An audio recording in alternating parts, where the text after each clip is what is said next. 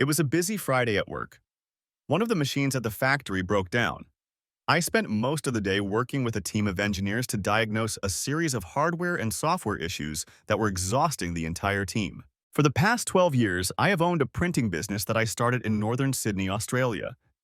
That Friday evening, I pulled into my garage, parked, and leaned back in my seat for a moment. I was tired and just wanted the day to end. Being the owner of a printing business that produces commercial and custom products has always been exhausting. At home, I was annoyed that my wife Louise, with whom I had lived for over 15 years, had not been very affectionate towards me lately. I'm a very affectionate person. Light kisses, touching hands, and good sex energize me. However, Louise has recently become withdrawn and moody. She loves quality time and adores it when I pay attention to her. I try to do this regularly, but it's difficult when your wife pushes you away and has her own company. Let me introduce myself. I'm Cameron Oder. I'm 42 years old, and Louise and I have two daughters. The older one, Carrie, looks like her mother when she was young. She's smart, determined, and knows what she wants. She's in her third year at university studying mechanical engineering and wants to work with me on developing new printing machines after she graduates. Yes, I'm sure you think she's 18 and in her third year at university. Well, she's that smart. You also noticed that I said that Louise and I have only been married for 15 years. That's because of the birth of our second daughter, Sarah. We were happily married to Carrie, but we got married when we found out we were expecting Sarah. Sarah is, to put it mildly, our hippie daughter. She doesn't have strong opinions on many issues and usually chooses the path of least resistance. She's just as smart as her sister, but prefers not to put her knowledge into practice. At 15, she's very sociable and spends most of her time with her friends or glued to her phone, chatting on Discord. Both of our girls were away for the weekend. Sarah was visiting friends, and Carrie had gone away with her boyfriend, Robbie. I expected them both to be home by Sunday afternoon, leaving Louise and me alone. I sat there thinking about the past week and trying to push thoughts of work out of my mind. While the girls were out, Louise and I could discuss some of our recent issues over a couple of drinks and a chat. I got out of my 2-year-old Ford Ranger, grabbed my bag, and headed for the kitchen. Louise wasn't there, so I took a glass, poured myself a Kraken and Coke, my favorite drink, turned on some relaxing music, and made myself comfortable. I stared at the paint on the walls, trying to let the day go. The broken car seemed to be working again, but the lost income would cost us at least $10,000. And if we couldn't get it fixed properly next week, it would be even more. That was a significant portion of my employees' salaries in Sydney. Coming out of my thoughts, I heard footsteps and the click of heels. My wife Louise entered the room, and I held my breath. Louise is about 3 months older than me. After having 2 children and reaching the age of 40, she had put on a little weight, but she went to the gym regularly and ate well, so she had kept her figure. She was dressed and ready to go out. Her handbag was almost empty when she put it on the table and looked at me. "You look good, my love," I said, and she smiled at me. I sighed and took a sip from my glass. "I'm sorry, Lou. I've had a rough day and I'm just not in the mood for dinner tonight," I apologized, looking her up and down. She smiled at me again, but this time there was no love in her eyes. Something switched in me, and I felt my day go from unpleasant to absolutely awful. "It's okay, Cam," she said, her voice slightly trembling. "I didn't plan on you coming with me." I looked at her. In all our years together, we rarely went out separately. And even when she did go out with her friends, she never dressed like she was going on a date. "Weren't you?" I asked. I took a big gulp from my glass. "Then why are you dressed like we're going on an unusual date?" For a moment, Louise hesitated. "Cameron?" She looked down and fell silent. "Are you breaking up with me?" I asked. Louise was stunned. "No, of course not, Cam." She tried to reach out, but I pulled away and laughed bitterly. "Now you're going to tell me that we have nothing to do with this, that you have to do this yourself. You're going to tell me that you deserve this, that you've raised 2 children and devoted yourself to our family." I raised an eyebrow, looking at my rapidly deflating wife. I looked at her huge bag on the table. "Judging by your bag, you weren't planning on coming home today. It's nice to see that after all these years, you can walk out of our marriage so easily without a care in the world about how it will affect us." I threw those words at her, my voice tinged with reproach and argument. "Cam," she paused and looked at me. This time, I didn't interrupt her. She sighed and said quietly, "We both work so hard and I know you do it for us. But I'll only be seeing Roger for a short time. Roger, you mean Roger Fellworth, the chief legal counsel at your work? Roger Fellworth, who is married and has 3 children under the age of 10. Is that Roger Fellworth? I asked.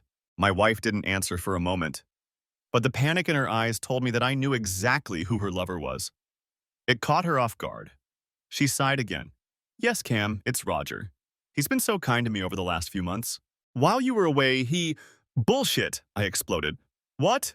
Louise asked, surprised by my sudden outburst. You heard me, Louise, I said. Bullshit.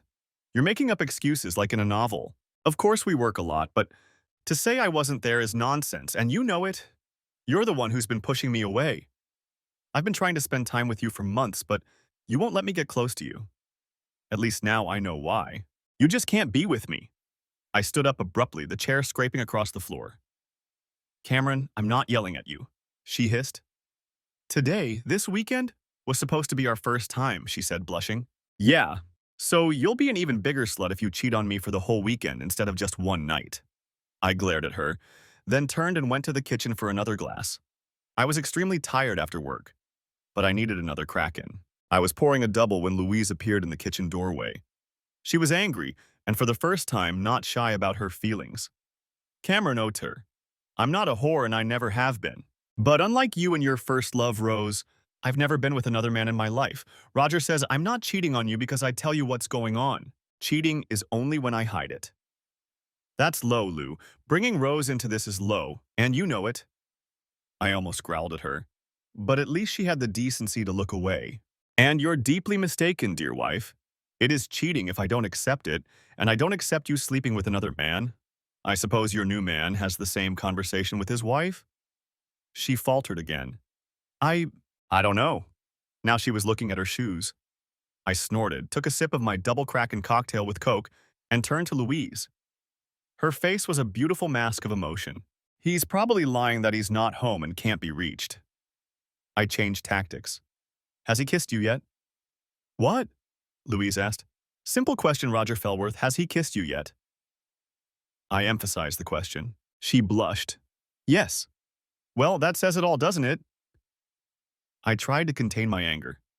My wife has stopped paying attention to me, rejects my attempts to get close to her, while becoming increasingly physically intimate with another man. So I think it's over.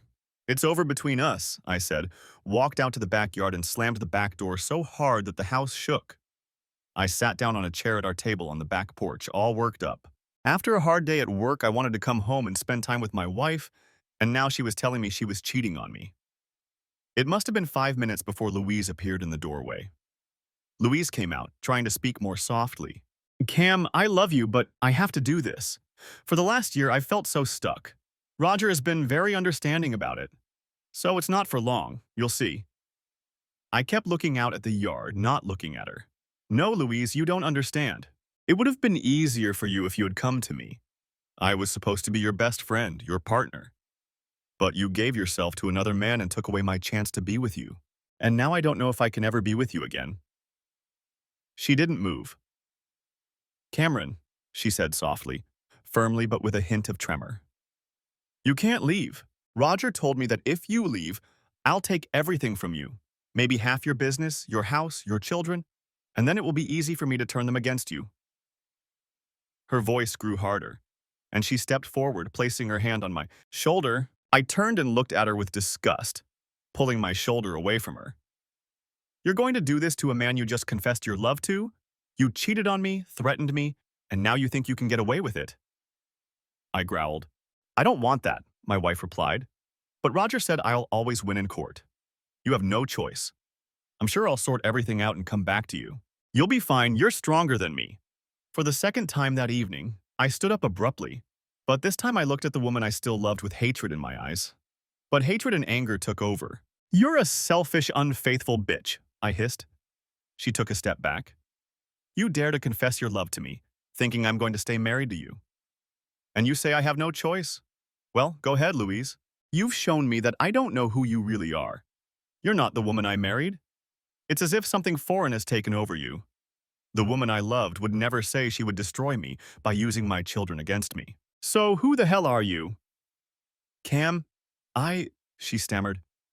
I let my anger subside as quickly as it had risen and, for a moment, took a rational approach to see if I could reason with her. Louise, if you love me as you say you do, then stop this immediately. I don't know if we can save our marriage after what you've told me. You were close to another man. If you stop this now and we go to counseling, I promise I'll try to understand what you've been through. I'll try to forgive you for your betrayal. My betrayal? She whispered. I nodded.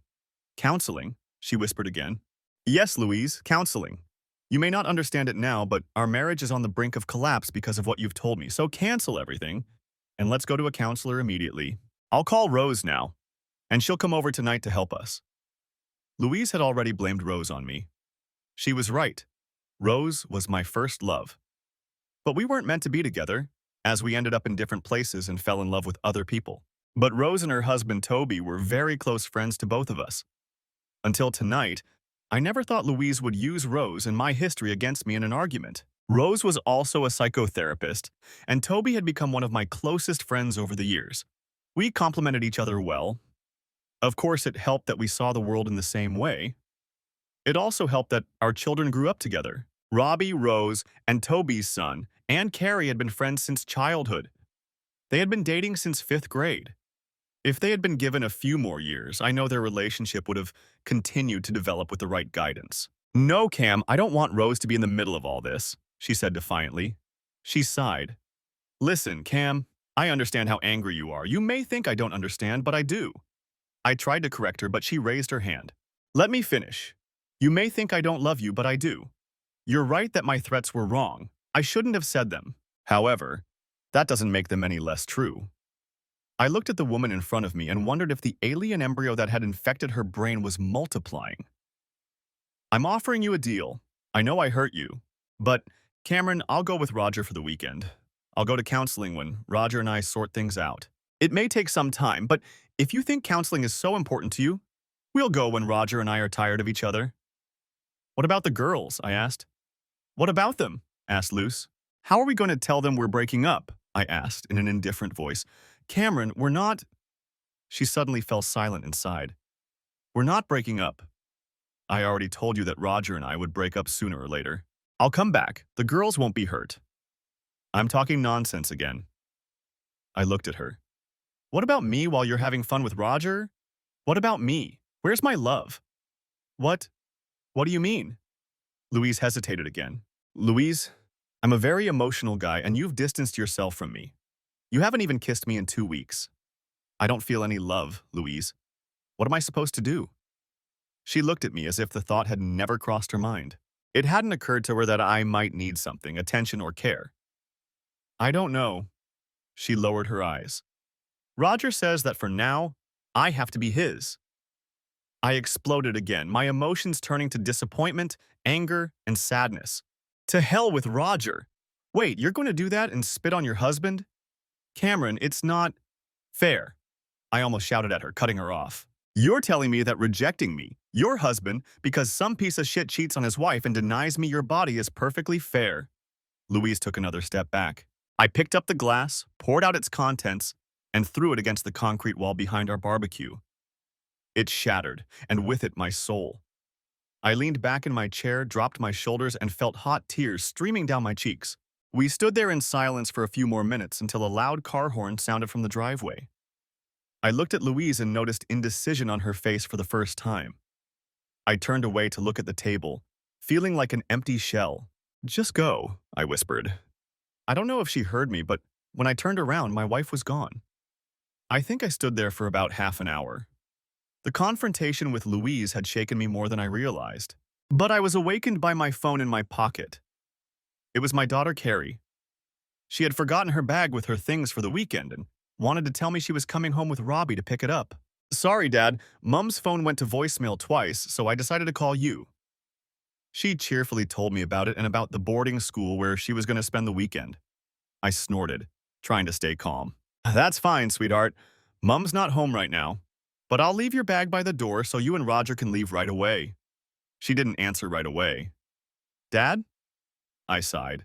Yes, sweetheart? I tried to sound normal. She didn't believe me. Who's Roger? Carrie asked, her voice clearly tinged with suspicion. I'm sorry, I meant Robbie. I'm sorry, Carrie. I meant Robbie. I couldn't believe I'd made such a mistake trying to back out. But Carrie was a smart girl and I'd been caught. What's going on? She fell silent when I didn't answer. Dad, behave yourself. You're worrying me, she said. Nothing, Carrie. I'm just having a bad day. First problems at work, then Mum and I had a fight. I'm just emotional, I replied. I didn't want to lie, but I didn't want to tell my 18-year-old daughter the whole truth either. Dad, stop avoiding the truth. You're trying to confuse me. What did Mum do? Her tone was accusatory. I tried to brush it off. It's not important, sweetheart. I'll be fine. You just caught me off guard. I'll pack your bag. Don't let our problems ruin your weekend. I love you, Carrie. I quickly hung up, feeling like a jerk for trying to hide the truth from my daughter. I went into the house, splashed some water on my face, then took Carrie's bag from her room and placed it right in front of the garage door, where she knew I would leave it so she could grab it and leave. It wasn't the first time one of my girls had forgotten something. I picked up a broom and started sweeping up the broken glass when Carrie came running out the back door straight at me, screaming. Are you okay, Dad? She asked. She looked at me from under her eyebrows with a worried expression on her face. Louise had looked at me like that many times when she was worried about me. But I didn't see that look today when she told me about her plans to have fun with another man. I shrugged, trying to brush her off, and went back to cleaning the glass off the floor. Of course, dear. I put your bag back, I said in a monotone voice. I bent down and started sweeping the glass into a tray to throw it in the rubbish bin while they watched. When I stood up, Robbie was standing in the doorway, frowning. I hadn't fooled anyone. I pulled out a chair and sat down. Carrie pulled up a chair and sat down across from me, taking my hands and squeezing them. Dad, something's wrong with you. Mum called me back right after I talked to you. I heard she was in the car, and from the voices it sounded like someone else was with her. What's going on? I looked at my daughter. I think she saw something broken in my eyes. The spark was gone. That damn bitch, my daughter almost shouted, hurriedly returning Robbie. What's wrong, sweetheart? Robbie asked, sensing that his girlfriend was upset. He looked at me. I still didn't say anything. I felt old and depressed. My mother is cheating on my father, she said casually. No, really? Carrie and Robbie looked at me. I nodded slowly. She gave me an ultimatum and then left with her lover, shortly before you called, I admitted gloomily. They stayed with me until the end of the evening. Then Rose and Toby arrived. Robbie brought Thai takeaway, a bottle of fresh Kraken and wine. I slowly told all four of them about Louise's betrayal, her ultimatum, and they were all shocked. Dad? Carrie asked. Does Mum not remember that you signed a prenuptial agreement? When Louise and I got married, I was just starting my printing business. My parents gave me a six-figure sum as startup capital. Their lawyers drew up a prenuptial agreement with several clauses. In particular, in the event of infidelity, the cheating spouse would receive only their clothes and 15% of the joint property, while the house, cars, and children would remain with the spouse who had not committed adultery. The business would always remain out of Louise's reach in the event of separation or divorce. I shook my head. I don't think your mum didn't think at all, dear. Remember, she told me that it wasn't cheating if she told me about it. Carrie snorted. Dad, cheating can't be justified whether she told you about it or not. It sounds like she's been emotionally cheating on you for months. Sarah and I have noticed something's been wrong between you two for weeks. We just couldn't figure out what it was. I nodded, and then it dawned on me. My God, Sarah. I have to talk to her. I have to tell her that everything will be okay. Carrie grabbed my hands again. Dad, please don't lie. Everything won't be okay. Mum killed something in you today, and I don't know if I can ever forgive her. She's still your mum, I replied, and there was more whining than anything else in my voice. Mother or not, she had no right to treat you like that. She said it sharply, then squeezed my hand again, softening. Sarah will be fine. I'll talk to her in the morning. She realized something was wrong too. We ate, and despite my mood, I ate 3 helpings of delicious Thai food. However, after eating and talking to Carrie, Robbie, Rose, and Toby, I must admit I felt much better. Guys, do you mind if I talk to Cameron? Rose asked a little later in the evening, when the conversation had moved on from Louise and I was feeling a little down. The other 3 took this as a signal to go inside. Rose sat down on the chair opposite me, which Carrie had left empty. She seemed to notice the look on my face, then glanced over her shoulder at the back door where the other 3 had gone, then back at me and smiled. "You have a wonderful daughter, Cameron," Rose said. I nodded, looking at Rose. Rose was a beautiful red-haired woman. As I said, she was my first love. We dated for several years in high school until we went to different universities. Then she fell in love with Toby, and shortly after that, I met Louise and was madly in love with my wife until tonight. Rose and I were close, despite or because of our history, but neither of us would ever have considered cheating on our spouses. The fact that our children were dating strengthened the unity of our family. Carrie and Robbie knew a little about Rose and I dating when we were younger. None of us hid it.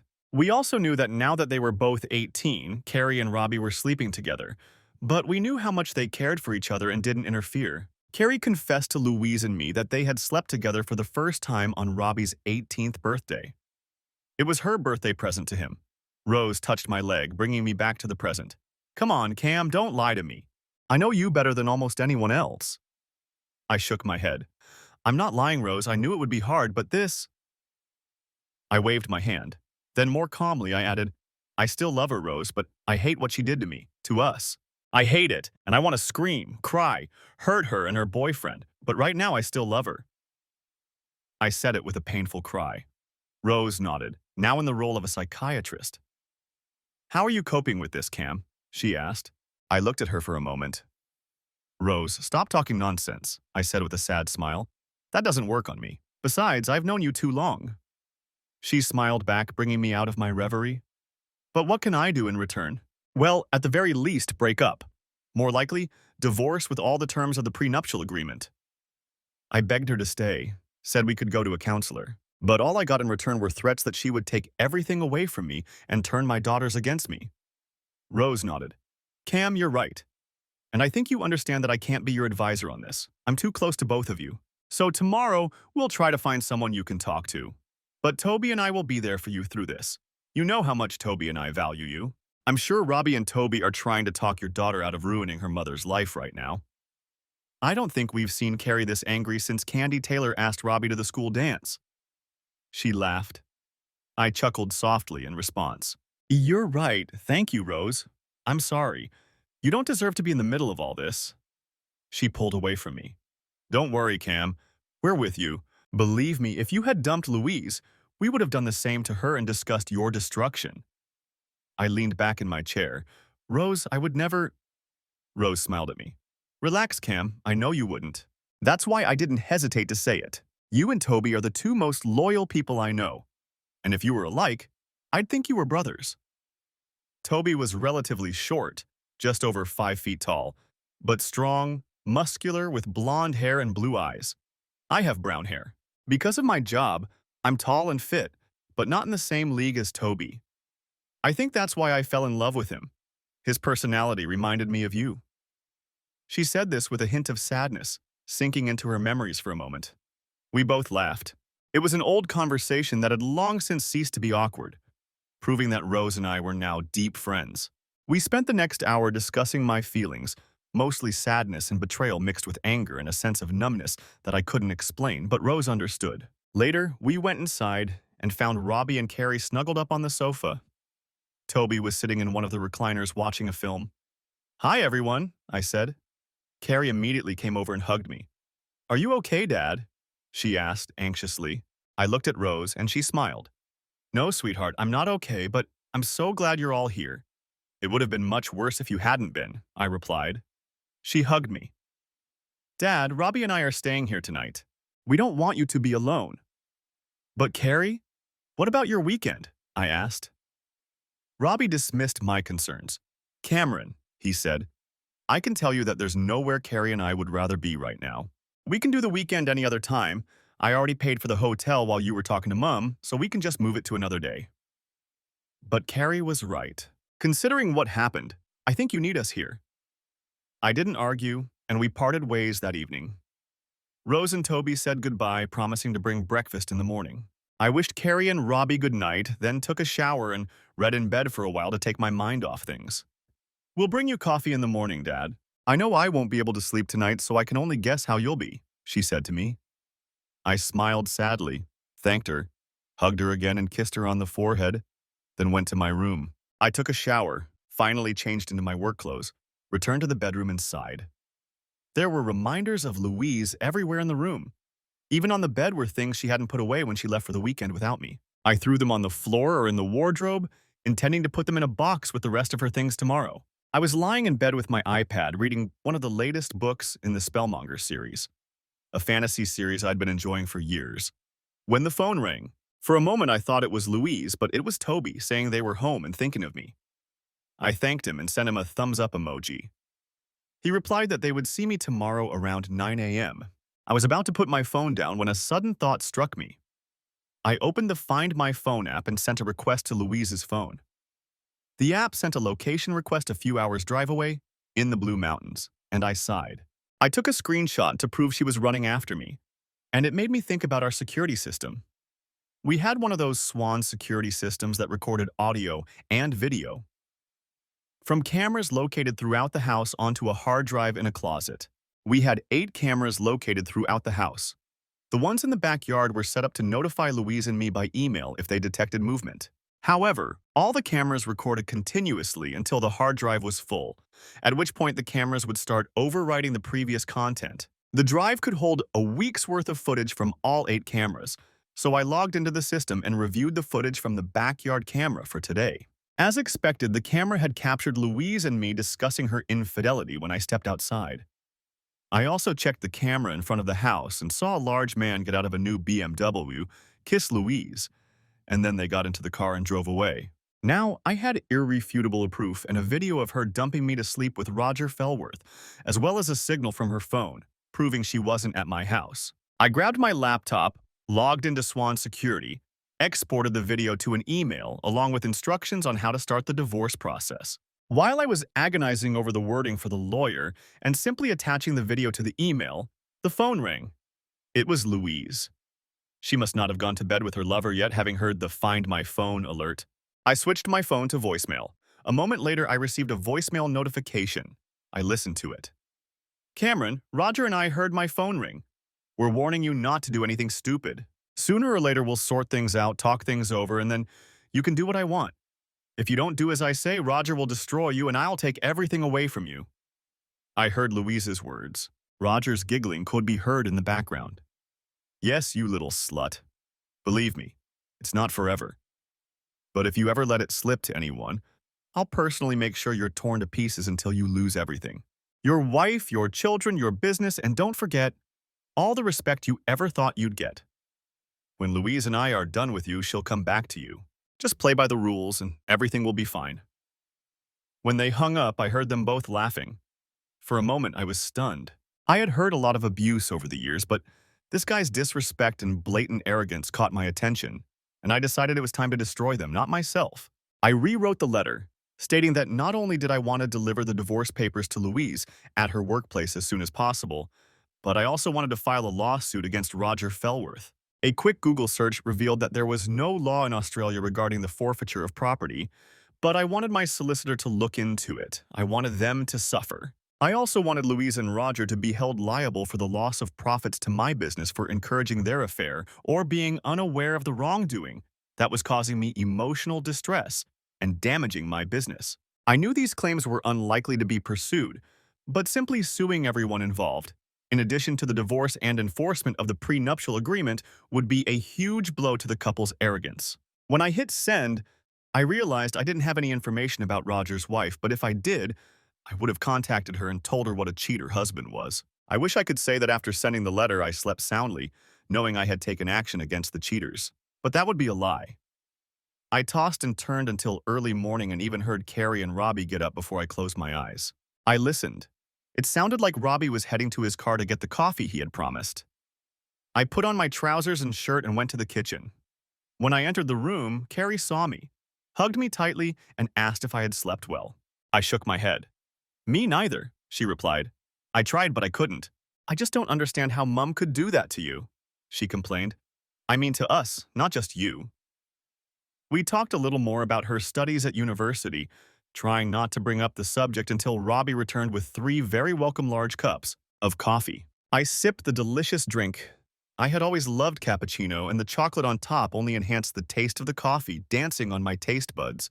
Carrie and I sighed simultaneously. Robbie laughed. You two are the same. He became serious. So you didn't sleep either, did you? No, I was very busy talking to the company lawyer when I got a voicemail from Louise after I sent a Find My Phone request. For the next 10 minutes, I explained how I had gathered a package of documents to start divorce proceedings with Roger and his employer after listening to the voice messages left for me by Louise and Roger. I could see Carrie trying to hold back tears as she listened to the message. "That woman is not my mother," she said quietly, wiping her eyes with a coffee napkin. "My mother would never be so cold as to insult my father or allow another man to humiliate her husband like that." Robbie and I agreed wholeheartedly. It was around 10 in the morning when we started wondering where Rose and Toby were. They had said they would bring breakfast around 9, so after an hour, we started to worry. Robbie tried calling his mum first, then his dad. When he couldn't get through, I tried too. I called Mum's house, the cafe where we always had breakfast, and the owner, Josie, an elderly woman in her 60s whom we all knew, confirmed that Rose and Toby had picked up breakfast around 8:30 on their way to my place. As soon as I hung up, I was overcome with a strong sense of unease. I was gathering my keys to go look for them when Robbie's phone rang. He picked it up and a minute later was lying on the floor, his face pale. I took the phone from him. "Hello, this is Cameron Outer. I'm Robbie's father. Who am I speaking to?" I asked. "Mr. Outer, this is Constable Colin Sharp. I have some sad news for Robert. His parents have been in a serious accident." I gasped, looking at Robbie lying on the floor in an almost comatose state. Carrie hugged him and looked at me desperately. I asked the question, "Are Rose and Toby all right, Constable?" There was a pause. "Mr. Oder, I understand that Robert is unable to speak at the moment?" I replied that he was. "Mr. Oder, could you ask Robert to give me his verbal consent to speak to you about this matter?" I managed to get Robbie to say yes. The policeman paused to catch his breath. "This morning, at around 8:45, the Gettings car collided with a semi-trailer B-double that had lost control due to brake failure. As a result of the accident, their car was virtually destroyed. I'm very sorry to say that Mrs. Gettings is currently undergoing surgery. Unfortunately, Mr. Gettings did not survive." I think I turned as pale as Robbie did when I sank to the ground. Toby was dead, and Rose was in surgery. I cleared my throat. "Which hospital?" I asked hoarsely. Carrie started talking about the hospital in a panic. I could see she was also on the verge of tears, realizing that something serious had happened. I swallowed hard. Now was not the time to lose my composure. "They're both at the North Shore Royal Hospital. I assume you and Robert will be there soon?" she asked. There was sadness in her voice. She was acting professionally, but I could tell that this was very difficult for a stranger. "Yes," I muttered, receiving detailed instructions on where to go and what to say when we arrived. 5 minutes later, the three of us left the house. Half an hour later, we were at the entrance to the hospital's trauma unit. The nurses were doing everything they could to calm us down. We kept asking questions about how Rose was doing, where Toby's body was, whether Rose would survive, what had happened to the other driver. Constable Sharp came in and introduced herself. We talked for the next 20 minutes. Robbie again allowed me to speak on his behalf, and she told me the whole story. When Rose and Toby were driving, their car was hit by a loaded truck that had lost control, smashing it to pieces. Toby took the brunt of the impact from the driver's side, and his side of the car was almost completely crushed against the passenger side. He died on the way to the hospital from multiple injuries, including a fractured skull and multiple stab wounds to his torso and upper body. There were other injuries, but I won't list them because they're too horrific. Incidents like this are just terrifying. Rose was also in critical condition. She had a small skull fracture, multiple lacerations, and 2 broken legs. However, the most serious problem for Rose was the loss of her left arm and part of her left forearm. The surgical team worked hard to stitch up the wound and several other puncture wounds. Due to the inability to stop the bleeding, Rose was also seriously injured.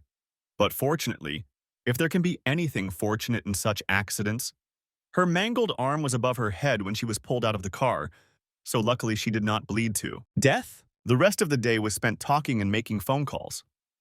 I have to give Robbie credit. After the initial shock, he sat with me all day while we waited for news about Rose and started calling people. First, we called his grandfather and grandmother, then his brother Toby in Brisbane. Then we called Rose's brother.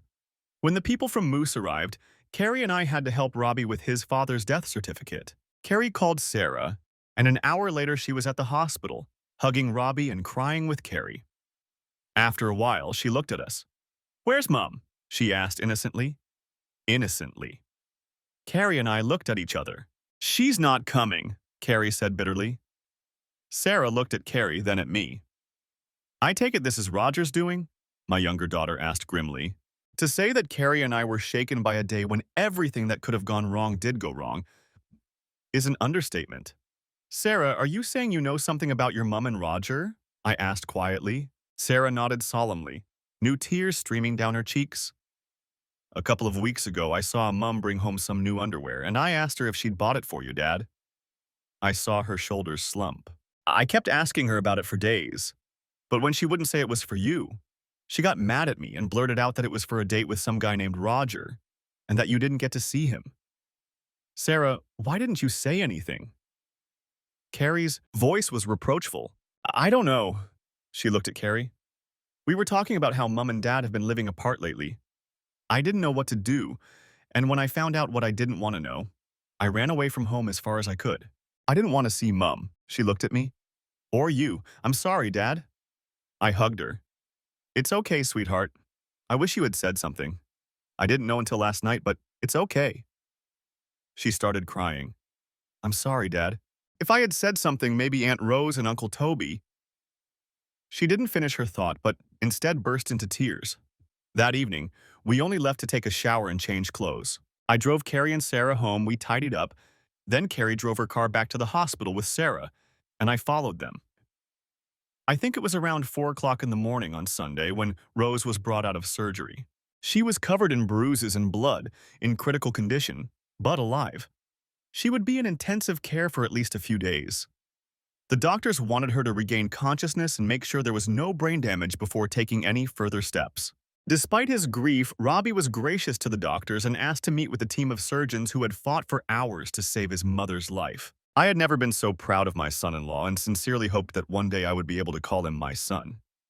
We spent the rest of the day at the hospital. I brought my laptop and phone chargers with me, having confirmed that the documents had been finalized and were ready to be sent to Louise, Roger, and their employers on Monday morning. I was glad I had a damn good solicitor, better than Roger's, I'm sure. I also contacted my immediate superiors at work to ask them to take over my workload for the week, as we had suffered a family tragedy and needed time. I didn't tell them that I had several emergencies, but they knew their job and kept me informed.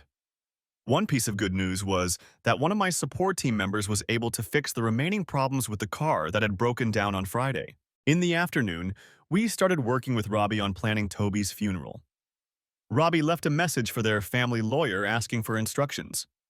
While Rose was feeling well, it wasn't necessary, but Robbie wanted to be prepared. We discussed the funeral for several hours, and after lunch we were joined by Edwina, Rose's mother, an elderly woman in her 70s but still sharp as a tack. She hugged her grandson and then gave me a big hug. Edwina had always treated me like a son.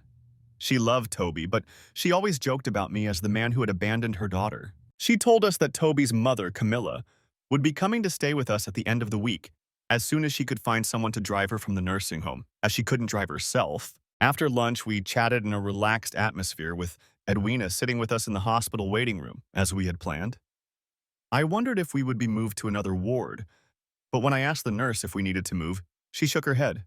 "No, unfortunately it happens more often than you think. But it's not too crowded here yet, so you can stay. We know what you're all going through right now, and I understand that you need to be with Mrs. Gettings while you wait for her to wake up." I smiled and thanked her for her answer. Time flew by as we all talked and reminisced. Louise was only mentioned in passing, and whenever Carrie told Edwina about Louise when no one was looking, a somber expression appeared on her face.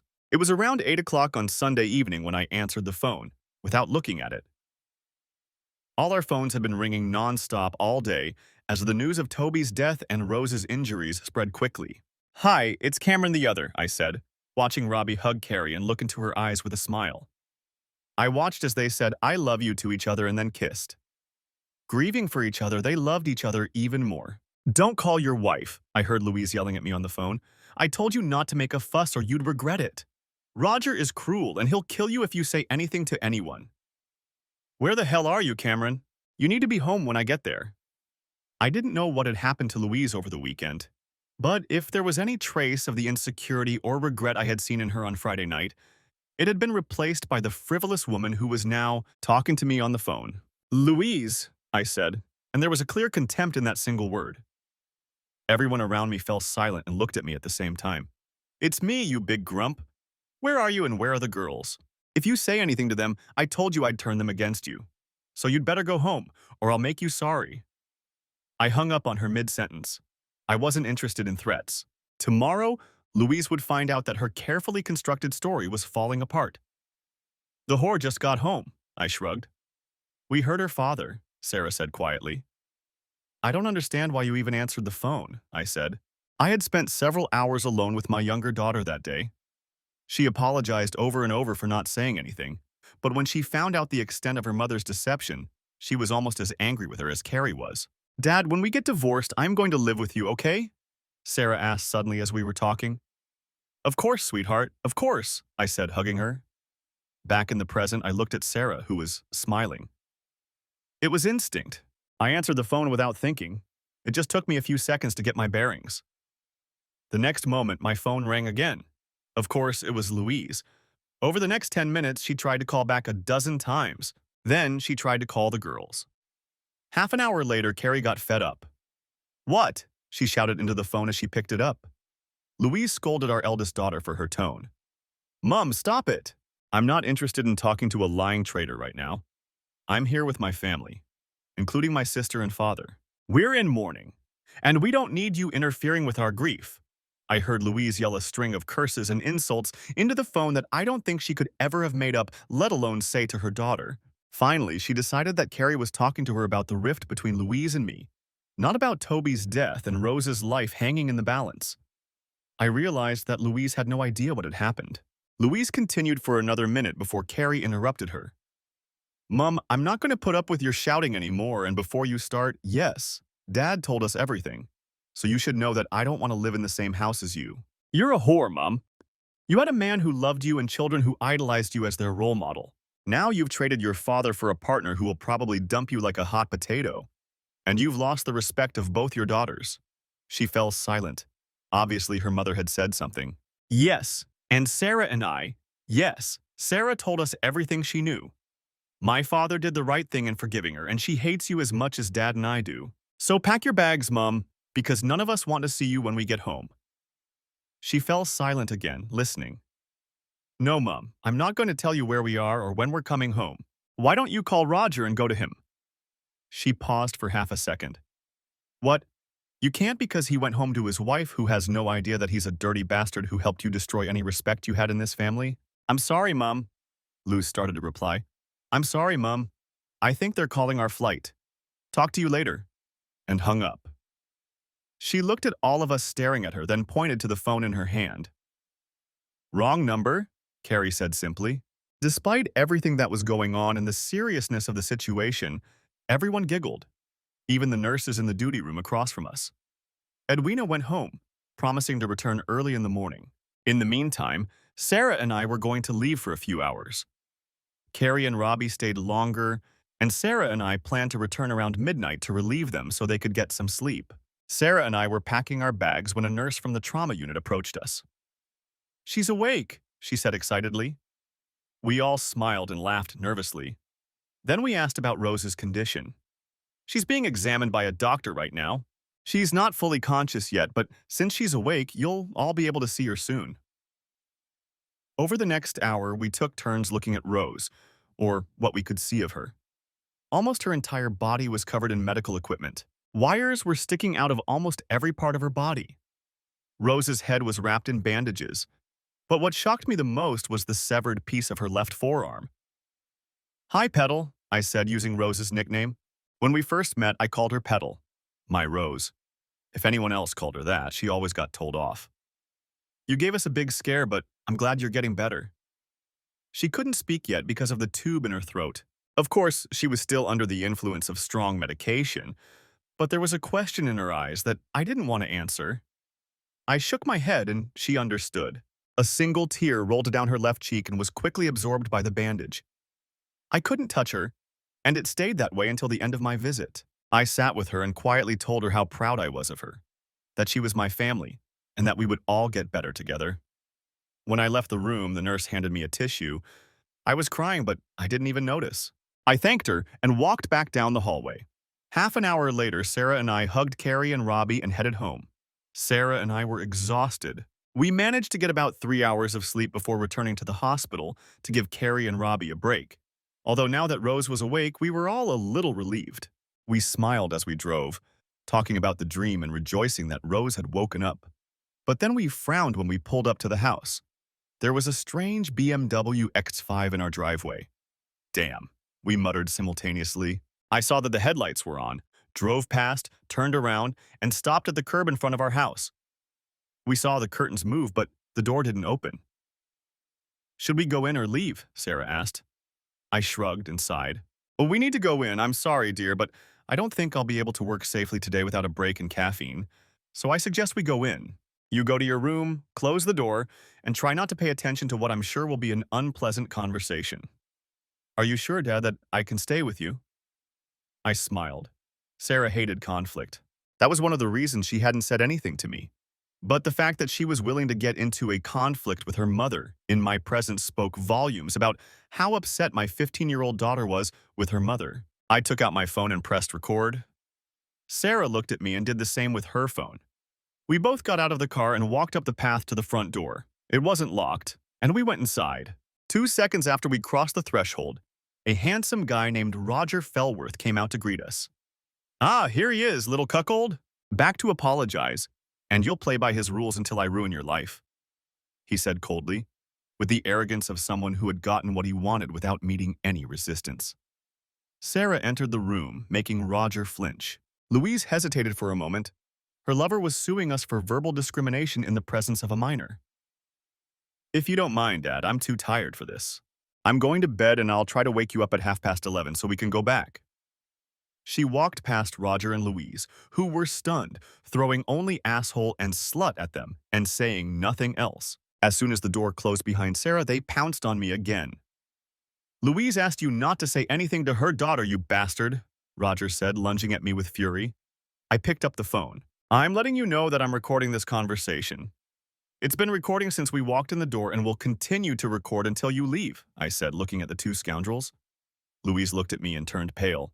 Roger also paled a little, looked at the phone in my hand, and then shrugged. As you say, fool, he smiled. Roger was an imposing man. He was taller than me and broader in the shoulders. However, most of his body was fat rather than muscle. He was also balding, and he had a double chin. I would have guessed he was in his 40s, maybe early 50s. To be honest, I couldn't understand why Louise wanted to date a man like him. I ignored Roger for a moment and looked straight at my wife. Louise, I asked you not to be here when I got home tonight, and you're insulting me even more by bringing your lover here. Cameron, she began, but Roger interrupted her. He took 2 steps forward and stood in front of me. Listen, you bastard. We both told you how things would be and asked you not to say anything. Now I'm going to make your life hell. He growled. Mr. Fellworth, is that right? I said calmly, looking him in the face. You're not welcome here. Please watch your language, as my young daughter is in the next room. So what? He shouted piercingly. She won't tell anyone, just like you. With that, he snatched the phone from my hands, threw it on the floor, and stomped on it before we could do anything. Then he smiled maliciously and started yelling at me. You're just a provincial printer who's being bullied by his wife. He smiled menacingly at me as I looked at the broken phone on the floor. Louise decided to join him. I had no idea what he had done to her, but she was no longer my wife, as she herself had declared. Cameron, it's true. Roger is 10 times better than you. But now that you've told the girls, you're going to have a very hard time. You'd better not say anything because now Roger and I have to destroy you. Louise, what are you… I didn't get to finish because while I was looking at Louise, old Roger hit me with a senator's punch. I fell to the floor, dodging the blow as best I could, but I still felt the pain. What the hell, you hit me in my own house, I said loudly, rubbing the spot where he had hit me. So what? Louise will back up anything I do to you. I can destroy you right now, and she'll tell the police that you attacked me and I was defending myself. Don't you get it, you little shit? I'm a bloody lawyer. I do what I have to do. You may think you're all that in the world of print, but my people make the bloody money that makes this world go round. He started laughing. I take what I want from whoever I want, whenever I want, and no one can do a damn thing about it. I looked up at Louise from the floor. Louise, is that true? Are you going to support that bastard? I said, getting to my feet. Roger took a defensive stance, ready to fight me. But I looked at Louise and he relaxed a little. She tensed up a bit but looked defiant. I'm sorry, Cameron, but yes, I will support Roger in everything. Even if he destroys you, you're just not the kind of man he is. I looked at her again, as if she had been hit with a blunt object. Seriously, what had happened to her that she had allowed this scum of the earth to brainwash her like that? I shrugged and sighed. Well, dear wife, I have nothing more to say, but you both need to leave, or I will respond in kind and unleash such hell on you that neither of you will ever be able to look your friends in the eye again without them laughing at you both. Roger growled. Emboldened by the previous blow, he made the mistake of thinking he could overpower me. As I said, Roger was a big guy, but he was all fat, not muscle. I wasn't as big as he was, but working all day at a typewriter had built up a strong body, and over the years I had been in a few fights and even done some amateur boxing. So I knew how to fight when I had to. Roger lunged at me, but I quickly dodged him and told him he was being stupid, attacking me in my own home. I tripped him, and he fell, breaking the coffee table, but he was right back on his feet. Roger tried to distract me so he could lunge at me again, still believing his weight would be enough to knock me down. For a moment he was stunned, his mouth moving like a fish out of water, and then he collapsed to the floor. He looked at me, not quite understanding what had happened. I grabbed Roger by the ear and began to whisper in his ear, looking at Louise, my eyes burning with hatred. Listen, you bastard. You stole my wife and came to my house thinking I was someone I'm not. And now you're lying on the floor in agony and you're about to be arrested. You have no idea what you've done and how I'm going to ruin your pathetic life. You think you're a big man, but I've just made you a eunuch. I let go of his ear and he fell to the floor. What have you done? Luza screamed as Roger fell, rushing to him. Cameron, what have you done to Roger? I shrugged, looking at the woman for whom I would have given my life a few months ago and wouldn't have batted an eyelid today. It doesn't matter, Louisa. Today, you and this eunuch didn't even ask about me before you attacked me. You didn't ask Sarah how she was feeling or where we all were. You just followed this idiot and his plans. She stared at me, leaning over her fallen lover. After a few moments of silence, I filled the void. You don't want to ask? Then I'll tell you. Because you ran off for the weekend with that fat bastard. Our daughter and her boyfriend came to spend time with me because she's not stupid and she knew something was wrong, even when I tried to deny it. Soon, Rose and Toby arrived too. Oh, Cameron, you didn't do that, she whined. No, I didn't. It's Carrie and Robbie. They're smart, quick-witted, and can read between the lines, I replied. Anyway, they came to their senses and decided to stay with me, unlike you. And then they went home, promising to bring breakfast on Saturday morning while we decide what to do with you and your lover. I looked at Roger, moaning on the floor. Anyway, I said, stretching out the word, knowing that the hardest part was yet to come. My voice was cut off. Rose and Toby were on their way here with breakfast from their mum when they were hit by a car. Toby died, and Rose is fighting for her life in the hospital. It's all over the news, so if you and Natsak had bothered to watch the news or even ask, you would have known that because of you, one of our friends is dead and another may not survive. I listened to the end, but after a moment, Louise gathered her courage and growled at me. It's not my fault, Cameron. We asked you not to say anything. If you had kept your mouth shut, they would be alive. It's your fault they're dead, not mine. No, it's not, Mummy. It's your fault, said our daughter, standing in the doorway. She looked at me. The police and ambulance are on their way. She looked at her mother again. I don't know who you are, but you're not my mum. And you're the one who's responsible for Uncle Toby's death, not Dad. If you hadn't cheated on Dad, this wouldn't have happened. She looked down at her hands. And I'm to blame too. Maybe if I'd said something to Dad, he would have stopped it. Sarah, I began. No, Dad, I know I should have said something, but it's her fault, she said, pointing at her mother. She went back to her room, and Louise and I just looked at each other. We could already hear the ambulance sirens, but no one said a word when 2 police cars pulled up, and chaos suddenly broke out. Louise tried to explain that I had attacked Roger and that he was moaning on the ground. When asked if it was her husband, she faltered and explained that yes, it was, but that I had still beaten Roger. I told my side of the story. The ambulance arrived and Roger, who was in a lot of pain, was carried away on a stretcher. The ambulance left, and I think the police were close to arresting me because I was the one who had attacked someone. And my wife was again swearing that it was all my fault when Sarah returned to the room. "I'm sorry, officer," she said to the man who was questioning us, "but I have a recording that confirms everything my father said, including that this man said he would kill my father and that my mother would lie to protect him from my father." She handed the USB stick to the police officer. "What? Did Roger break your phone?" asked Louise, not noticing that the police officers were still in the room listening. "Mom, Dad had a feeling something might happen, so when I went to my room, I put my phone by the door to record everything that happened." She looked at the police officer. "I'm sorry, but after everything I've heard, I don't feel safe around my mom. Could you please not make me stay with her? She said she would support that man no matter what he did to my dad. I heard him hit my dad at least once. That's why I'm scared." Sarah came over to me, hugged me, and looked at her mother. After that, nothing else mattered. Sarah, as a minor, had evidence and testified against Louise. So my wife was arrested and put in a cell for the night. When Louise was being led away, she looked at me but didn't say anything. After everything that had happened, we didn't have time to sleep, so despite our exhaustion, we took a shower and got dressed. Then I had a coffee and drove back to the hospital. When we entered Rose's room, Carrie and Robbie were sitting on chairs leaning against each other. When she saw my face, Carrie gasped. "What happened, Dad?"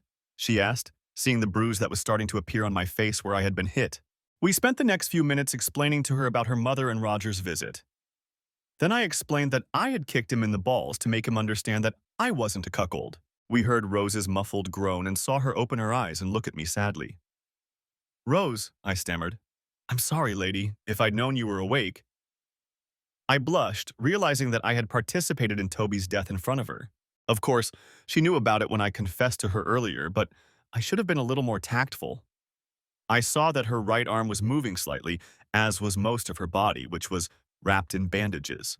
At least one finger was broken, but she was trying to raise her arm, and I was instantly by her side, trying to take it without causing her any more pain.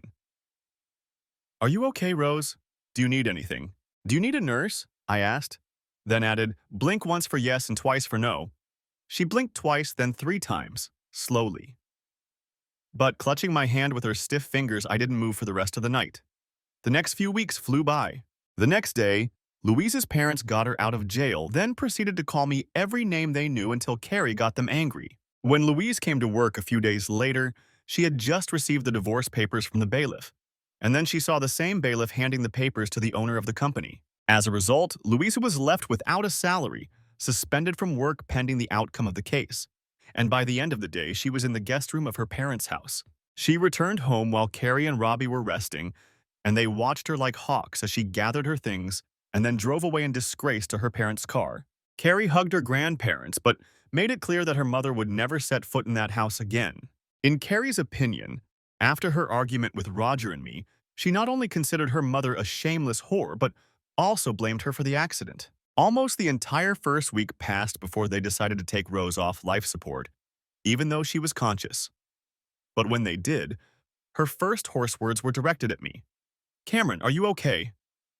I recoiled. "Rose, how can you ask that?" She smiled sadly. "I'm fine, darling. I knew about Toby before you told me. I had high hopes for him, but in the first few minutes after the accident, we were in shock. But then we came to our senses. We confessed our love for each other, but for some reason, he knew he wouldn't survive, and I knew I would." Now she was crying. "When I woke up the first time, I was in such a state, but I remember how your eyes confirmed that he was gone."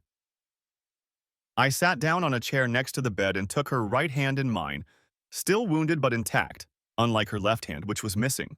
She whispered to me in a conspiratorial tone, even though we were the only 2 people in the room at the time. "I had a dream, but in that dream Toby came to me, and he was beautiful. He wasn't hurt, and he looked wonderful." She smiled. "He told me that he was all right, that his time had come, that no one was to blame for the accident, not even Louise." I looked at her, and her smile faded a little. "I know that, just like with Toby, no one is to blame. Anyway, he told me that he loved me, but now it's my job to take care of you. Cameron, he really loved you like a brother and was very upset about what happened to you." I looked at her. "Rose, you're the one who needs looking after. Seriously, haven't you noticed you've got no arm?" She laughed, lifting her stump slightly. Now I've got no arms at all, have I? I couldn't help myself. I snorted. I guess it's my job to help you when you need it now, I replied. She groaned, then laughed good-naturedly. I'm serious, Cam. I miss Toby so much, but in that dream I felt at peace and he made me promise that I would take care of you. I raised my hands and she giggled. I smiled back. All right, you win. You can take care of me.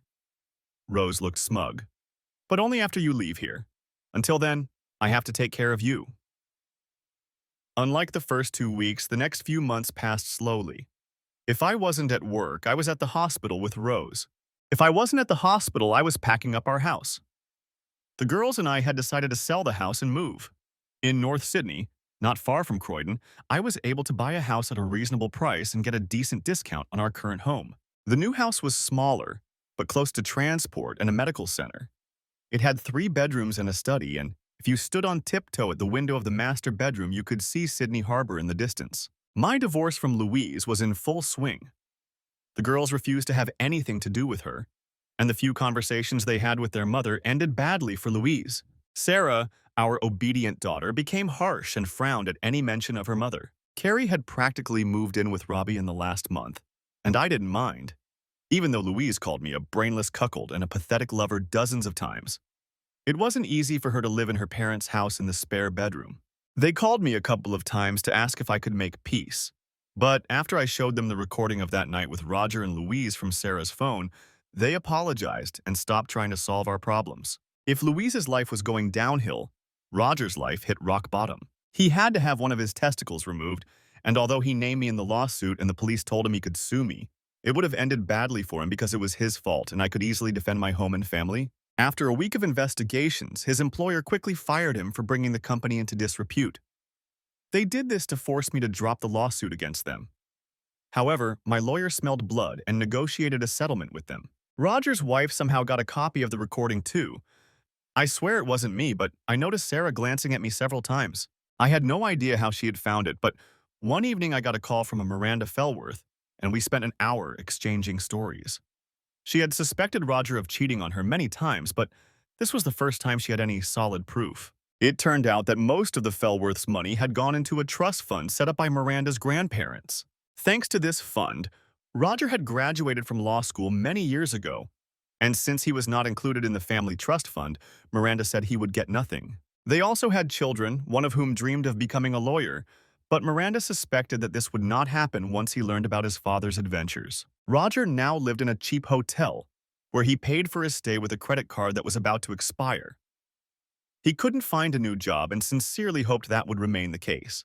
Rose was getting better every day, and a month after the accident she was able to leave the hospital for a few hours, accompanied by a nurse, so that we could all say goodbye to Toby. It was strange. We were all sad, but Rose, more than anyone else, smiled a lot, laughed at people's stories, and when she cried, she always comforted those around her. As for her injuries, Rose's legs were still in casts. She was still wrapped in several bandages, including on her head, and her left forearm was tightly bandaged. A red scar stretched across her left eyebrow, forehead, bridge of her nose, and right cheek. The doctor said it could be fixed with plastic surgery if it didn't heal and disappear as they expected. At the funeral, I made sure that I was the one to push Rose's wheelchair while she greeted people. Her nurse smiled at me, never straying more than a couple of steps away, but always asking me to help Rose. A month after the funeral, I was sitting in Rose's room doing my accounts and paperwork when I felt her gaze on me. Putting down the bill I was working on, I felt the hairs on the back of my neck stand on end.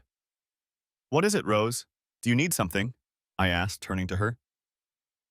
When I turned and looked at her, I was surprised. Rose was looking at me, tears streaming down her face. "Cameron, she tried to say. I was instantly by her side and hugged her. I held her while she cried and watched the monitors. Apart from a slightly rapid heartbeat, she was fine. It was very emotional. The psychiatrist at the hospital said that this could happen. From the moment she woke up, she was worried about others, not herself. "Hush, Rose. Everything will be fine. I'm here. I'm with you. You'll never be alone. You know that, right?" I said, comforting her. She cried even harder and nodded, holding on to me with her good arm, now free of bandages. "I know, Cameron. I just miss him, you know?" She looked at me imploringly. I miss him, Rose. Believe me, I miss him. Toby was my best friend. I miss him. When Louise did what she did, if it weren't for you and Toby, she hugged me even tighter. Will things get better? She asked in a moment of pain and weakness. I don't know, I replied quietly. I want to believe they will. Toby's gone, but you're still here and we have the children. That has to mean something. She was silent for a moment. Then I felt her relax. Thank you, Cam. I don't know what I would have done without you. People get wiser with age, you know. She giggled softly and nervously. I stroked her hair, running my hands through her thick, curly mane of red hair, then leaned down and kissed her on the top of her head. You're welcome, Rose. Without Toby and Louise in my life, I realized I needed a best friend. Are you interested in the job? I asked. Still clinging to me, Rose did the last thing I expected. She stood up and kissed me. I kissed her back, feeling my heart race with something I never thought I'd feel for Rose again. Romantic love. Then I realized what I was doing and pulled away. Rose, I'm sorry. You're my best friend more than that, my oldest friend, and I love you very much, but I don't know. We're still mourning Toby. She sighed, leaned into me, and I hugged her without hesitation, sitting on her hospital bed. I know, Cam, I understand what you're saying, but I feel something. It hasn't gone away since school, she said. That night I slept restlessly. I must have tossed and turned for hours before finally drifting off into a dream that I immediately recognized as a dream. It was a dream about a bar I had never seen before. It was a large bar, and it seemed like it would take me a very long time to walk from one end to the other. There were tables everywhere, with people sitting around them, drinking, playing darts or pool. The problem was that no one was in focus. I knew they were there. I even said hello to a few people as I passed by. And I even got a greeting back from the blurry silhouettes of people. I realized they were smiling at me, but no matter how I looked, they remained blurry. It was a pleasant dream, and I was about to walk over to the bar when I noticed someone blurry. He was sitting alone at a table, and when I approached, he turned and stood up to greet me. "It's Toby," I exclaimed and rushed over to hug him. But just before I reached him, I slipped and stopped. He laughed. "Good to see you, Cam. Everything's fine. You can hug me." We hugged. Then I pulled him closer, looked at him. He looked just as good as he did the night before the accident. He met my gaze and laughed again. "Oh, you look great, mate," I said. "For some reason, I know this is a dream, but it's so good to see you." He smiled. Then we sat down at the table. I had a Kraken and a cola in front of me. Toby had a pint of Guinness, and we sipped our drinks for a while. "Ah," he sighed, "that's good." He looked at me. "So, how's it going, Cam?" he asked. I deflated a little. The dream was becoming a reality. "Not great, mate," I replied to my best friend from my dream. "The divorce from Louise is hell. The girls are angry all the time. I'm trying to support Rose in her recovery, but it's hard, and I feel like I'm just drowning in it all." Toby nodded. "How are things with Rose?" he asked, raising an eyebrow. I leaned back in my chair and thought for a moment about what Toby was like in my dream. He smiled at me, still raising his eyebrow. "How are things between us?" I asked. "Come on, Cam. We've been friends for so long I can't even imagine it. You're my closest friend. I know things about you and Rose that would make anyone blush. I know you love each other." I snorted. "Of course, Toby. She's as close to me as you and Louise are. Without you two in my life, she's my closest friend right now. I want her to get better." He sighed. "I understand, Cam, but what about the kiss this afternoon that was bothering you so much before you fell asleep and came here? You can't say it didn't mean anything, can you?" Indeed, an image popped into my subconscious of my best friend throwing things at me to make me feel guilty for kissing his wife. I looked at my friend. "I know it wasn't just like that, Toby. I love her, I always have." He smiled at me. I panicked. "Mate, Rose was married to you. Louise was married to me, sure. We dated and even took the first steps towards each other, but Toby, we're talking about your wife. How could I cheat on you with her?" "Cameron," he said seriously, "I'm dead." His tone was sad but determined. "You both can't cheat on me, Rose, just like you. She has so many years ahead of her. She needs someone who will love and protect her the way I do. Listen, Cameron, you said yourself that Louise is already out of your life or will be soon, and you really love Rose." He looked at me, and I felt that the real Toby was thinking about something important, not a figment of my imagination. "Rose loves you too, Cameron. Of course she's suffering from my death, but she desperately hopes you won't abandon her. In her heart, she feels the same love for you as she does for me. Maybe she loves you more than she loves me because you've known her longer. I mean it. I didn't know what to say. You know, he leaned towards me as if he were about to reveal a secret. If Rose and I hadn't met while you two were apart, she would have found you and made you marry her. What? I almost choked on my rum. How do you know that? She told me herself. He smiled. I replied sharply, how could she tell you? You're just a dream of my best friend which my mind is using for some reason to help me figure myself out. Rose never told me that, so how could you know? Toby laughed. Cam, look around you at the walls, at this pub. This isn't just a dream, and I'm not just a figment of your tortured imagination, he said. Nonsense, I replied. Cam, it's true. I'll prove it to you, he said. How? I replied skeptically. He held up 3 fingers. 3 ways, he said with a hint of humor in his voice. First, he raised his index finger. When you get to the hospital tomorrow, ask Rose what my last words to her were. I snorted. I already know. You were in the car and you told each other you loved each other. Toby smiled and shook his head. Well, that's partly true, but after that, when we both realized I wasn't going to make it, I calmed down. For some reason, I knew Rose would see me the next day, and my last words were, love Cameron with all your heart. I started to reply, but Toby raised his hand, this time holding up 2 fingers. Second, Louise will be at the hospital tomorrow. It won't look good. Toby, you can't. Third, he interrupted me, this time holding up 3 fingers. My mom is bringing Rose and you a chicken salad sandwich from the Asian snack bar in North Harbor. So you know she was thinking of you both on her way here. She'll be wearing yellow sandals. I looked at my friend. He laughed again. Toby, how can you know that this is a dream and that you're dead? I asked my friend. He touched his nose as if it were a secret. To be honest, I'm not allowed to talk about it, he replied. The fact that I was allowed to meet Rose and you is a miracle. But I was asked to meet you, and I did. I'm happy I get to spend a little more time with you. I didn't believe him, but I had to admit that I was glad to see him too. So what should I do, marry her? I asked. Toby laughed again. That's up to you, my friend, but if you marry Rose, I'll be grateful. He raised his glass and pulled me out of the booth towards the dartboard. That's what I couldn't say while I was alive. But love her with all your heart, Cam, and I'll be proud to have been your best friend whatever you decide. Toby and I spent the next hour playing darts, drinking, and at one point even singing songs from the bar.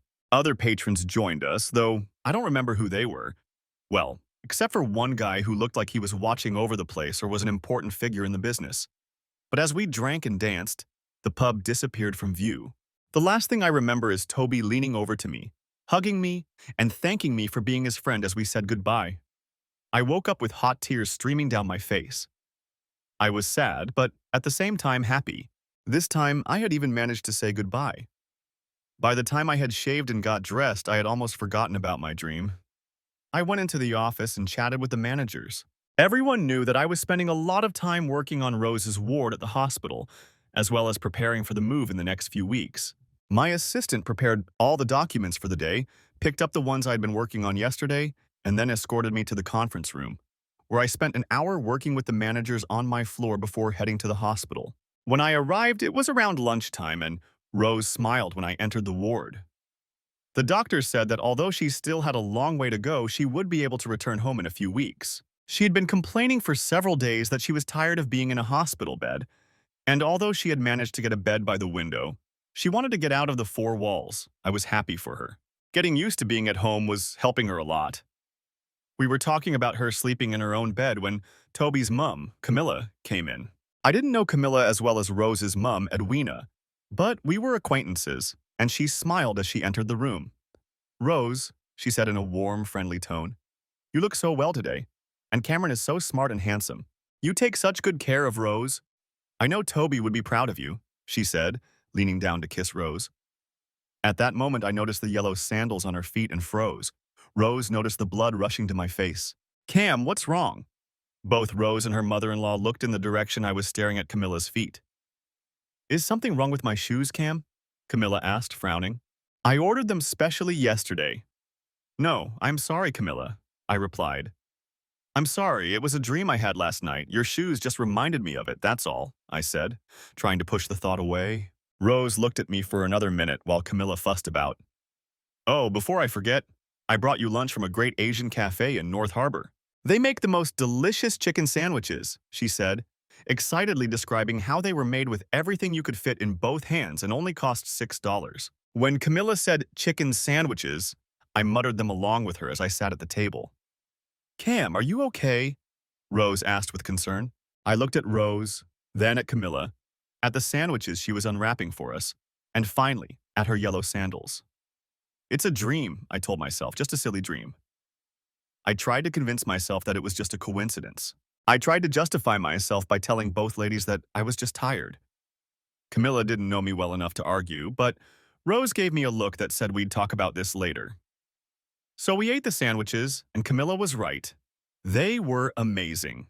Imagine layers of chicken, lettuce, tomatoes, cheese, beetroot, pineapple, salt, pepper, and a fantastic fruit salad sandwiched between two pieces of very soft but crispy bread, and you have a lunch that will make your taste buds dance. After lunch, we sat and chatted about nothing in particular, mostly about the weather and how we would take Rose home. I was starting to relax, stop worrying, and drift into an after-lunch nap when Louise walked into the room. Louise was wearing jeans and a blouse, her hair pulled back in a bun. To be honest, she looked pretty good, maybe a little thinner than when I last saw her, but still good. She was holding a bouquet of flowers and a wrapped gift, but she walked as she should have walked. She walked as if the last few months had never happened. Oh, Rose, I'm so glad to see you. You look well, despite everything, said Louse. She looked around the room, then noticed me, and her demeanor suddenly changed. Cameron, she growled, what are you doing here? It's your fault Rose is here and Toby is dead. You have no business here. As soon as I divorce you, I'll take care of Rose, and she'll never see your ugly face again. I stood up. Clouds gathered above my head. Get out, came a thin voice. Everyone turned to the bed where Rose was crying and turned away from everyone else to the window. Rose, it's okay. I'm taking Cameron away from here, said Louise. No, he's staying, and you're leaving, she said, and tears slowly rolled down her face. I took a step towards Louise. Louise, you have to leave, I said sternly. For once in your life, listen to me. You have to leave. Louise jumped up. She threw the gift on the floor, and there was the distinctive sound of breaking glass. Flowers hit the wall. I took 2 steps, standing between Louise and Rose, who was lying on the bed, while Camilla stood stunned in front of me. Louise burst out, What the hell, Cameron? What did you tell her? She knows you're responsible for Toby's death, doesn't she? Why does she think I had anything to do with the accident or with you? You're the one who should leave. I'll take care of Rose. I'll stay with her so she doesn't suffer after losing her husband. Then she looked at Rose's stump where her left arm used to be. And if she loses her arm, I'll be happy to take care of her. I growled, What the hell do you think you can come here after 2 months of silence and think you have the right to talk to Rose? Cam, I pointed to the bed behind me. Rose lost her husband. I lost my best friend. The children and I have been here every day since the accident. Where were you? I began to mumble. Cameron, the voice repeated. I continued. I know why you're here. You lost your job. Your parents are tired of your promiscuous behavior in their spare bedroom, and you've decided to manipulate Rose, trying to live off her until she gets tired of your antics. Cameron, Rose, repeated. For the 3rd time, I turned to Rose, angry that I had been interrupted, and when I saw the adoring face of my best friend, my anger immediately disappeared. I'm sorry, I muttered. It's okay, Rose replied. She turned her head and looked straight at Louise. Louise, you need to leave. The way you're treating Cameron, not to mention the little tantrum you just threw, it shows that you're not my friend, and don't you dare use Toby's death as a crutch to blame Cameron. You've turned into a disgusting, vile creature, and I'm ashamed that I ever called you my friend, let alone trusted you all these years. Louise started to argue, but Rose raised her stump. Go away, Louise. You can't stay with me. I'm not your friend anymore. You don't belong here. Do I call security to have you removed? Rose asked her ex-wife. Rose, Louise pleaded. It's not fair. Nobody… No, Louise. Rose interrupted her, her voice growing angry. What's not fair is that my husband is dead and I'm crippled for life because you decided to do that to your husband, who is one of my closest friends. The room fell silent. Only the sounds from the hallway could be heard. No one said anything, and Louise's face took on an expression that I associated with her rejection of everyone around her and life in general. She looked from Rose to me, then back to Rose, then back to me, and finally to Rose one last time. With each change of gaze, a whole range of emotions flashed across her face, but her sullen expression remained unchanged. When she looked at Rose for the last time, the venom burst out. "Go to hell, Rosa! I see everything!" "You're a hypocritical bitch," she growled. "Well, you can shove all the help I was going to give you up your arse and—" She didn't have time to finish before I grabbed Louise by the arm and dragged her out of the room. I turned into the corridor towards the nearest exit to the street, slammed the fire doors shut again, and dragged Louise behind me. Fortunately, these weren't emergency exit doors. Louise hissed and swore all the way, never stopping to shout at Rosa's room. I knew security would be there soon. I turned to my wayward wife. "Louise, I don't know what's wrong with you. I don't know what turned you from a loving wife and caring friend into a hellish bitch, but this has to stop now," I told her firmly. Louise, thank God, fell silent and stepped back. "Cameron," she said. "No, Louise, it's over between us. You've destroyed every relationship around you, from your daughters to your friends to me. No one, and I mean no one, wants to see you within 100 meters of us. You've turned into a self-absorbed bitch who seems to not give a damn about anyone around you." The doors opened, and two burly security guards came out. They noticed Louise and me. "Are you all right, Mr. Oter?" Peter asked the larger of the two guards. I waved him away.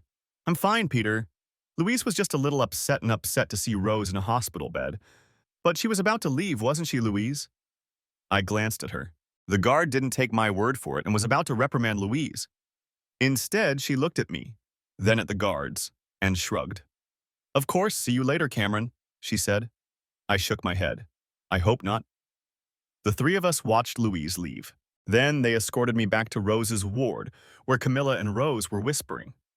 After making sure Rose was all right, the guards left, the cleaners came in to tidy up the ward, and 20 minutes later, Camilla came out, hugging me tightly. "Thank you, Cameron. Now take care of her, she needs you," Camilla whispered, hugging me, and left for home in the lift. "Are you okay?" I asked Rose, sitting down on her bed. Now we were alone. I took her right hand and squeezed it. She snorted. "Shouldn't I be asking you that?" I shrugged. "It's been a strange day, but now with Louise I feel, I don't know, calmer. But no, I think it all started with that dream last night." Rose looked up at me. "A dream?" I nodded. "Yes, I couldn't sleep last night when I got home." I blushed, thinking she realized that our kiss was partly to blame. "Anyway, I couldn't sleep. I was tossing and turning, and when I finally fell asleep, I dreamed about Toby in the pub." Rose nodded, almost understanding. "It was strange. I knew it was a dream, and that it was a big pub, and there were other people there, but it was like they weren't in focus," Rose finished for me. Her eyes searched mine, and I think my surprise was obvious. "Yes, they were out of focus. Well, except for Toby and one other guy. I don't remember the other guy, but Toby was crystal clear we were talking. He told me what was going to happen tonight, so I would know it wasn't just a dream. Camilla's shoes, the sandwiches, Louise showing up. Toby said it was all going to happen." I looked at Rose again, her eyes telling me she believed me. "But there was another one, wasn't there?" she asked timidly. I nodded. How could she know? I looked at her, tears streaming from her eyes, and she squeezed my hand. I didn't want to ask the question, both afraid and hoping for what it meant. "Love Cameron all your days," Rose said quietly but firmly, looking me in the eyes. I held my breath. "Rose?" I asked. She nodded, and another tear joined the first, slowly rolling down her cheek. Those were the last words Toby said to me before we both lost consciousness in the car accident. Those were the last words he ever said to me in this life. My tears mixed with hers. "How did you know?" I whispered. Quietly, almost in a whisper. "When you told me about Toby in the pub, I understood. He met me there too, told me how brave I was, but that I had to let you go and love you as I always had. He said you wouldn't be able to ask that question when the time came, but that I had to tell you our last words." With those words, we fell into each other's arms. I held Rose in the fading light of midday, and we cried. As we cried, we spoke quietly about the man we knew. Friend, lover, husband, and father. We mourned our shared loss together, growing even closer in our shared grief. Evening came. The noise in the hospital continued. Rose gave me her place in the small hospital bed, and we continued to hold each other as best we could, both suddenly feeling tired. Finally, when we fell asleep, I kissed her on the top of her head and whispered, "I love you, Petal." Rose sniffed softly in response and replied, "I love you too, Cam." After that day, we gradually got better. The children, Sarah, Carrie, and Robbie, found us the next day, curled up on the bed under the hospital blanket which the nurse must have covered us with during the night. Sarah applauded when we woke up, and everyone stood there watching us sleep. I kissed Rose gently on the lips, got up and stretched. Carrie smiled and kissed Robbie. In the morning, we told Louise almost everything that had happened the day before, leaving out the part about the night with Toby. That same week, we decided that Rose would not move home after she was discharged, but would move in with Sarah and me. Our new flat was closer to the hospital, so we decided that Carrie and Robbie would stay in Rose's flat, and the other two rooms would be rented out to other university students, with Rose's and my consent, of course. By the time she was discharged, Rose was no longer wearing a cast, but was using stiff fabric bandages that could be removed as needed so that she could continue her treatment. We all got a good look at the stump of her left forearm, which was surrounded by healthy skin, and although Rose was saddened, she had mostly come to terms with her disability. In addition, the skull fracture Rose had suffered had also healed. Fortunately, apart from a mild concussion, which was treated in hospital, there were no lasting effects. Her return home was one of the happiest days in recent years. But seeing how our relationship had blossomed and hearing our story, the doctors told Rose that she could resume a full relationship as soon as she returned home, although she should be cautious for the first few months. The children had already moved most of Rose's clothes and personal belongings to the new house, and even took it upon themselves to put them in our bedroom instead of the guest room, as we had agreed. But to be honest, I didn't mind their boldness. When we got home, we spent several hours with the children talking, but after dinner, Carrie and Robbie went to Rose's old flat, and Sarah went to a friend's house for a few hours, leaving Rose and me alone together for the first time all day. A few weeks later, Louise and I were officially divorced, and our property was officially divided. Thanks to the prenuptial agreement, Louise received very little. She didn't touch my business, which was worth a lot. The sale of our house was left to me, and although I wasn't obliged to do so, I gave her a check for £40,000, which was just under half of all our savings. Why did I do that when the prenuptial agreement only required me to give her half of that amount, you ask? Well, for two reasons. First, Louise's actions had destroyed our relationship. I wanted to give her enough money so she could move out of her parents' house and start a new life. I heard she had been offered a job in Wollongong, which meant we would never see her again. I hoped the money would encourage her to move. Besides, I didn't add a penny to the amount, so I didn't need the money. As for Roger, he seemed to have got himself into trouble. Unable to find work, he started selling drugs to a dealer, and in his first week, he sold some to an undercover cop, so now he's serving 2 years for drug dealing. I don't think it could have happened to a nicer guy. 6 months later, Rose and I got married. She looked beautiful in her wedding dress with a bouquet on her stomach. She was self-conscious about her appearance and became depressed several times, but with the children and me around, it didn't last long. Rose also changed jobs and, with her degree in psychology, began counseling others who, like her, had lost limbs. 2 years after our wedding, the government honored her on Australia Day for her contribution to helping people with disabilities. In her speech, she thanked her family and friends, then called me on stage, saying that my support when she was getting back on her feet after the accident was the main reason for her success. It was a stressful time. Rose and I gave several interviews to the media. We even appeared on a few morning shows where we talked about the physical and psychological challenges faced by people with physical limitations. Despite her disability, my wife carried herself with dignity, never letting anyone see her anxiety or tears. But in those moments when she was feeling down, she knew I was there to help her get back up. Rose and I loved each other more and more every day. And although we had our disagreements, we always forgave each other and never went to bed angry. After the award ceremony, we didn't see Louise for about 3 years. It was Carrie and Robbie's wedding. They had both graduated with honors, had good jobs, but wanted to start a family while they were young. Carrie didn't want to invite her mother.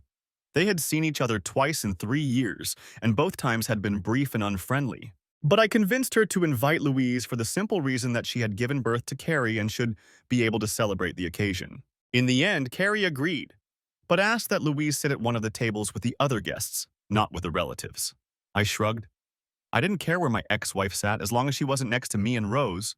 I just wanted Carrie not to regret that her mother had at least come to her wedding. In the end, a compromise was reached. Louise stayed with her elderly parents, who were happy to sit a couple of tables away from her so as not to upset their granddaughter and her new husband. As always happens with ex-wives at weddings, I found myself at the bar and ordered a Kraken and Coke. The drink wasn't on the bill, but since I was paying, I could order whatever I wanted when Louise came over and leaned against the bar stool next to me. She ordered a glass of white wine, then turned and looked at me. "I never apologized, did I?" she asked bluntly, but it was more of a statement than a question. "No," I replied, turning away and looking at the crowd. Rose, Sarah, and Carrie were standing at the other end of the room, laughing about something. I smiled. "But I didn't think you would," I finished. Louise sighed. "You're right. I wasn't myself back then. I completely destroyed myself," she said. "Yeah," I said, emphasizing the last syllable and taking a sip of my drink. Rose looked at me, smiled, then frowned when she saw Louise next to me. I shook my head slightly, and she nodded, understanding that it didn't matter. "I saw you both at the Australia Day Awards ceremony, and have been following your achievements ever since," Louise said sadly. She looked at my wife, her former friend, laughing with our daughters, and knew she would never again enjoy that kind of relationship with either of her girls. "She hates me. They all hate me, don't they?" Louise said, looking from them to me to her glass of wine. "Hate is a strong word, Louise."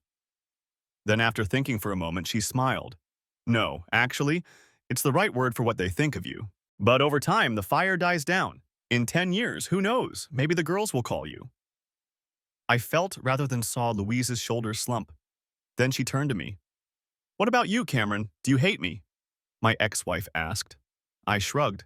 "Hate, despise, disregard, take your pick." I heard instruments tuning in the background. I smiled to myself. Soon I would be able to dance with my daughter. "But you convinced Carrie to ask me out on a date tonight. If you hate me so much, why?" she moaned. I turned to Louise and looked at her for the first time that evening. Compared to the woman I had known before, she looked devastated. There was a frightened look in her eyes, and her hair wasn't just gray or covered with bad dye. It seemed to have receded a little from her hairline. Overall, I realized that the woman I had once loved was broken. I studied her for another minute before answering. "Louise, no mother should miss her daughter's wedding, even if that daughter is a disgraced whore. But I didn't invite you here to comfort you. I invited you here to make sure that our daughter marries with a clear conscience."